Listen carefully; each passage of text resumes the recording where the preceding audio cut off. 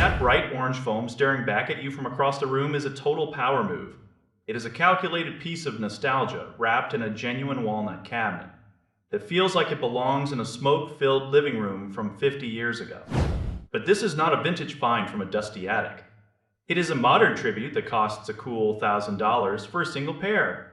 The big question we have to answer is whether people are buying the actual sound or just the memory of a golden age that ended before most of us were born. On paper, the pitch is incredibly seductive. You get a titanium dome tweeter and a stiff pulp woofer designed to mimic the heavy hitters of the past. They even put a port on the front so you can actually shove these onto a real bookshelf without the bass turning into a muddy disaster. There is even a little dial on the front to nudge the treble up or down depending on how much sparkle you want. Most of the mainstream reviewers fell hard for this setup. They used words like punchy and thrilling and lively. One guy even claimed these were the best small speakers he had ever tested in his life. But there is a massive catch hidden in the fine print. These things are incredibly thirsty for power. If you do not have a beefy amplifier with plenty of current, they are going to sound thin and lifeless. Then you have to look at the build quality. For $1,000 you would expect magnets to hold those famous grills in place. Instead, you get these cheap plastic clips. One independent reviewer actually snapped his off just trying to get them on the test bench. Once the measurement started, the fairy tale really fell apart. The frequency response was wildly inconsistent. The soundstage seemed to wander around the room like it could not find its place.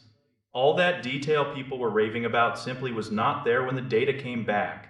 These are not giant killers, and they are definitely not neutral. Another major critic said flat out that they look like they belong in a much lower price class. You can find sharper options for this money.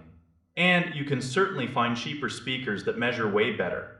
What you are actually buying here is character. You are buying a conversation piece. If you want a fun speaker that turns heads and you have the power to feed it, then you might love these. But if you want reference accuracy for your grand, you should keep shopping.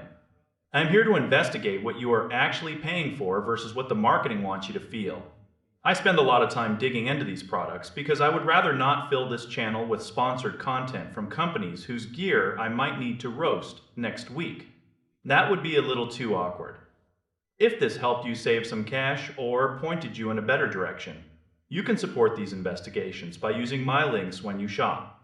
Even if you're just buying groceries or household supplies, a tiny fraction of that spend helps fund this work. It is the best way to keep things independent and honest. Stay curious and keep questioning the hype. I will see you in the next one, where we figure out what is actually worth your money and what is just expensive garbage with a great logo. Stay savage out there.